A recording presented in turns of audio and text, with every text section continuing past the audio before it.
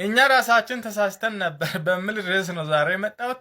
የኦጆች ቅጥፈት ፓርት 6 አካባቢ ይመስለኛል ዛሬ ከጀመርኩና እኛ የምናስተምረው ኢየሱስና እነሱ የሚያስተምሩት ኢየሱስ ወም ኢየሱስ አብ ነው የሚሉት ኢየሱስ ለየቅል ናቸው እና ዛሬ ነው የገባኝ ይሄ እውነትና እኛ የምናነሳው ወም የምናስተምረው ኢየሱስ የእግዚአብሔር ልጅ ሆኖ ከሙታን ኢየሱስ እግዚአብሔር አብ ከሙታን ያስነሳው ኢየሱስ ነው። እነሱ የሚያስተምሩት ኢየሱስ ደግሞ እሱ ራሱ ኢየሱስ ክርስቶስ ነው። እሱ ራሱ አብ ነው። እሱ ራሱ መንፈስ ቅዱስ ነው።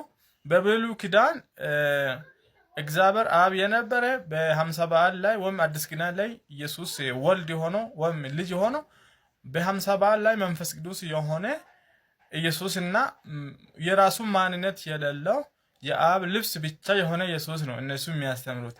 እኛ የምናስተምረው ግን እንደሱ አይደለም። እንደምታውቁት ኢየሱስ የእግዚአብሔር ልጅ እንደሆነና ስለ ኃጢአተኞች እግዚአብሔር መድኃኒት አድርጎ ወደዚህ ዓለም አንድያ ልጁን አድርጎ ወደ ዓለም የላከው የእምነታችን ሐዋርያ እንደሆነ ከዕብራውያን መልእክት ምዕራፍ 3 ላይ ማንበብ እንችላለንና ስለዚህ የእምነታችሁ ሐዋርያ ስል ከእግዚአብሔር ሐዋርያን ወም መልእክትን ተቀብሎ ወም የተላከ ወም ከእግዚአብሔር የሐዋርያነትን ስልጣን ተቀብሎ የመጣ እንደሆነ ነው ማለት ነው መጽሐፉ የሚናገረውና ስለዚህ አንድ ጊዜ ከነሱ ጋር ስናወራ ልብ ማለት ያለብን ነገር እኛም እናስተምረው ኢየሱስና እነሱ እያሉ ነው ያሉት ኢየሱስ አንድ ነው። እስቲ እንዴት ነው እኛ የምናስተምረው ወም መጽሐፉ የሚለው ኢየሱስና ኦንሊ ጂሰሶች ይበራልን ብሎ የሚያስተምሩት ኢየሱስ ምን አይነት ነው ብለን አንድ ጊዜ ራሳችንን መጠየቅ ያስፈልጋልና ወደ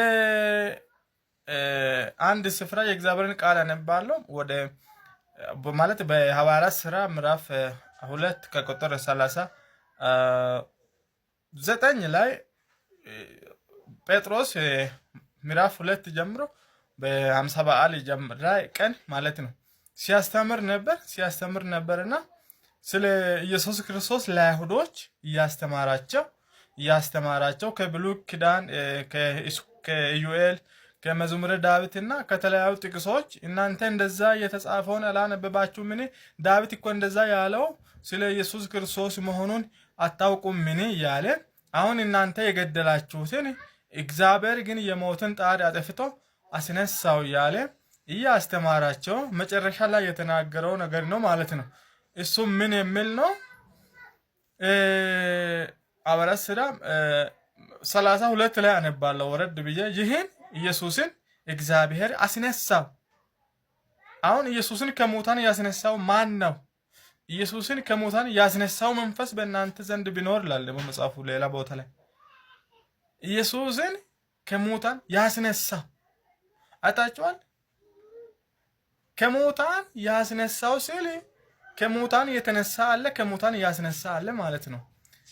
ስለዚህ ወደ ሞት እንዲሄድ የፈረደበት አለ ስለ ኃጢአተኞች ብሎና ከሞት ሊያድነው ወደሚችል በስጋው ራት ወደ እግዚአብሔር እንደጸለየ ነው ዕብራውያን ጻፊ የሚነግረን ደግሞ ኢየሱስ ክርስቶስና እነዚህን ሁሉ አንድ ላይ ስናነብ ወም ስናያይዝ አያይዘን ስናይ ኢየሱስ ክርስቶስ የእግዚአብሔር ልጅና ለእግዚአብሔር ተልኮ ወም ለእግዚአብሔር አብ ወም ለአባቱ ትእዛዝ ሐዋርያ ሆኖ ሹመት ተቀብሎ መጥቶ ምድር ላይ ያለውን ሁሉ ነገር ፈጽሞ በግርማው ቀኝ ወም በአባቱ ቀኝ እንደተቀመጠ እናነባለን። ስለዚህ ምን ይላል ዕብራውያን ማለት ሐዋርያት ሥራ ምዕራፍ 2 ከቁጥር 32 ላይ ጀምረን ስናነብ ስለዚህ ይህን ኢየሱስ እግዚአብሔር አስነሳው፣ ለዚህም ነገር እኛ ሁላችን ምስክሮች ነን። ስለዚህ በእግዚአብሔር ቀኝ ከፍ ብለዋልና የመንፈስ ቅዱስን ተስፋ ቃል ከአብ ተቀብሎ የመንፈስ ቅዱስን ስጦታ ከአብ ተቀብሎ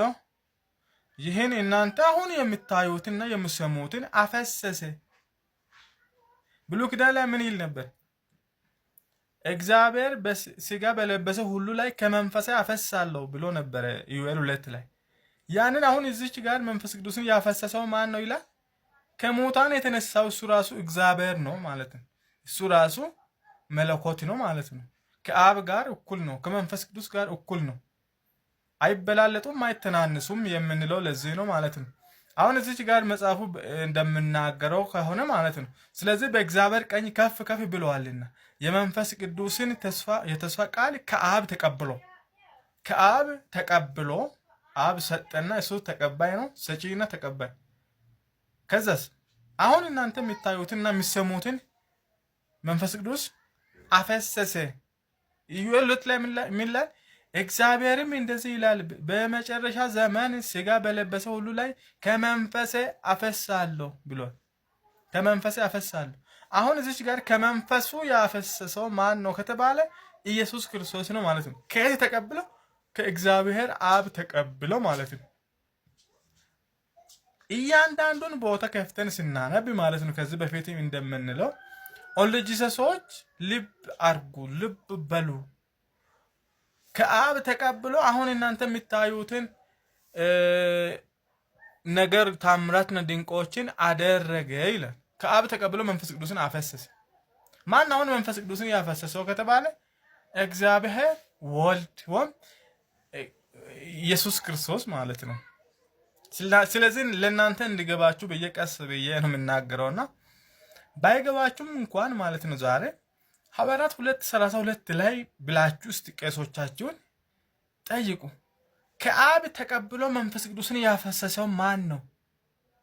ስጋ በለበሰ ሁሉ ላይ ከመንፈስ ያፈሳለሁ ተብሎ ነበር ብሉይ ኪዳን ላይ። እሺ አሁን 57 ላይ ከመንፈስ ቅዱስ ተቀብሎ ወይም ከእግዚአብሔር ተቀብሎ መንፈስ ቅዱስን ስጋ በለበሰ ሁሉ ላይ ያፈሰሰው ማን ነው?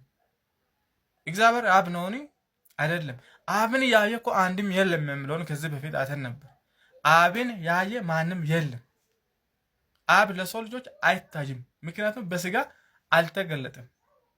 ማንም ሊደርስ በማይችል ብርሃን ውስጥ ይኖራል። እሱን ያየ እስከዛሬ ማንም የለም። ስለዚህ እሱን የገለጠልን፣ ስለ አብ የተረከልን፣ ስለ እሱ የነገረን፣ በአባቱ ቤት ምን እንዳለን፣ በአባቱ ዘንድ ያለን ክብር ምን እንደሆነ ያሳየን ማን ነው? እግዚአብሔር ወልድ ወይም ኢየሱስ ክርስቶስ ነው።